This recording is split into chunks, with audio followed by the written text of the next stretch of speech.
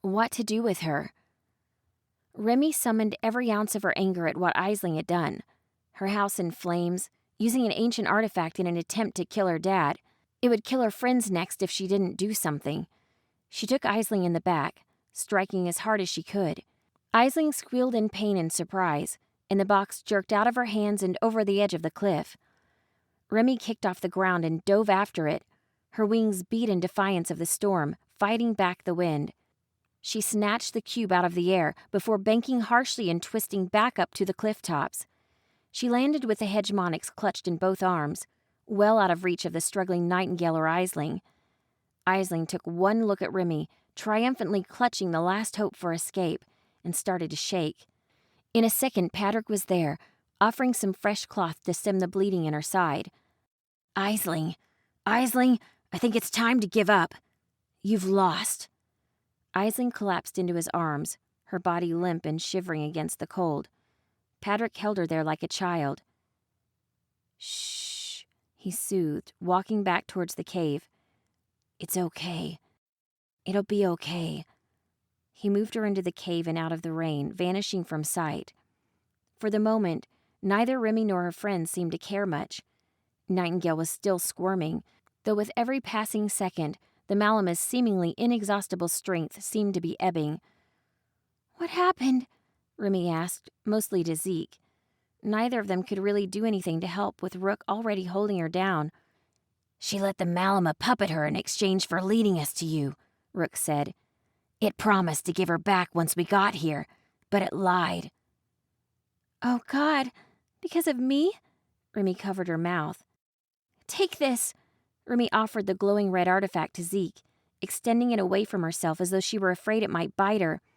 Oh, and she slung the bundle of stolen ledgers out toward him too, shaking off the worst of the water and blood. I grabbed what I could. I hope the ledgers have what we need. Sure. Zeke packed both away without objection, though he kept his eyes averted from Remy's tattered clothing as he did. With that, Remy neared Nightingale's head and bent over to look into her eyes. The Malama spat at her with a snarl. Remy looked devastated. Why would you do that, Nightingale? I wasn't worth it. Nightingale shuddered. Suddenly she wasn't fighting Rook anymore. She peered up at Remy and Rook, and all the anger washed away from her face.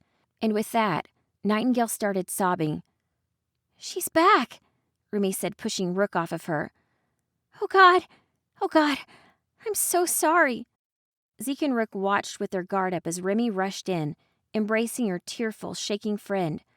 Nightingale was more than a little banged up. Between losing the fight and being forcibly restrained by Rook, she looked awful. Even so, her color had returned. The Malama's magical armor and sword seemed to have disappeared, and there was only green in her tear-filled eyes. Remy held her, letting Nightingale sob into her shoulder. Even after recovering enough to walk on her own, Nightingale was still pale and slow to move. She followed them back to the cave entrance, more out of habit, more than any recognition of where they were going. Remy wanted to take her back to Romstead, where Nightingale could properly rest. She wanted to see her dad and let him know she was okay, but there was still one matter they had to attend to first. I don't see why this is a question. Patrick had a little fire going just inside the cave. Aisling was curled in front of the flames, wrapped in Patrick's jacket, and bound at her wrist with a tight cord. Her cleavers were now tucked away in Patrick's bag, out of reach. I'm not saying she shouldn't face justice, Patrick continued, but nothing fair is waiting back in Romstead. Grace will kill me. Aisling's voice was feeble from beside the fire, and she didn't look up. Grace conspires with the Black Hand. If she's the judge, I'll be dead before morning. Remy pulled Zeke's spare jacket close against the chill of the cave. It was better than the shredded scrap she'd been dragged out in. It wasn't wing-friendly, so she wore it backwards to cover herself. At least it was far too big for her. It looked like it could almost be a dress. Do those ledgers I found detail what we need to know about Theodosian? She asked. Yeah, Zeke muttered. He'd been looking through the ledgers for the last 20 minutes. Looks like the informant found what we needed after all. Good thing, too. Zeke glanced over towards Nightingale.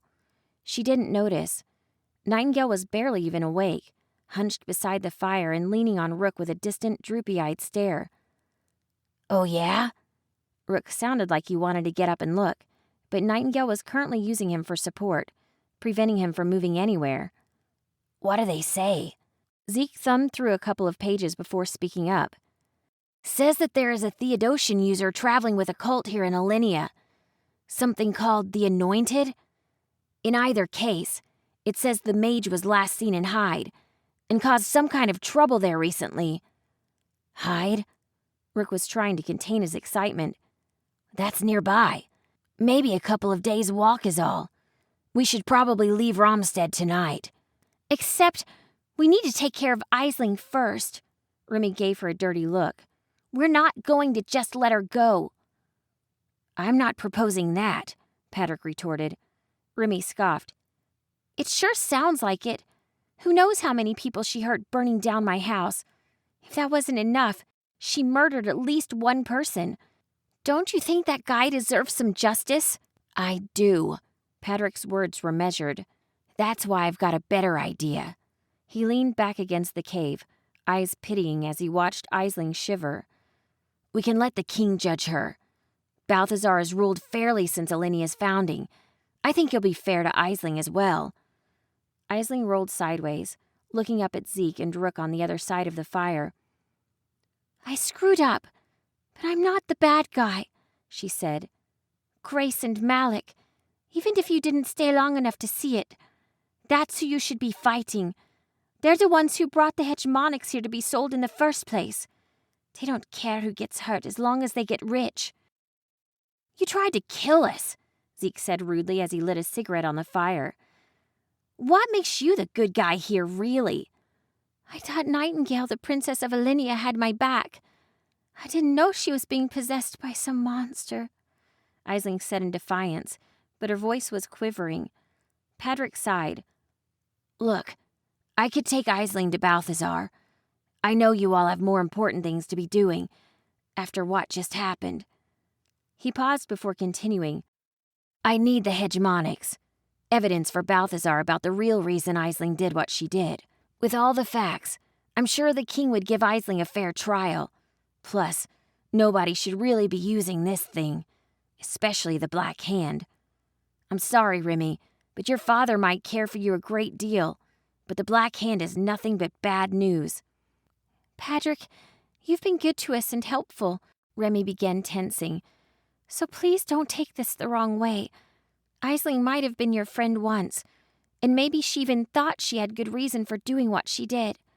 But what you're proposing sounds more like giving her a chance to escape, a way to avoid the punishment she deserves after what she did. If you really trust Balthazar, maybe you should trust his appointed Duchess." Patrick shook his head. "Sorry, Remy. I can't say I do, but I'll respect it if you all decide differently. I think this calls for a vote."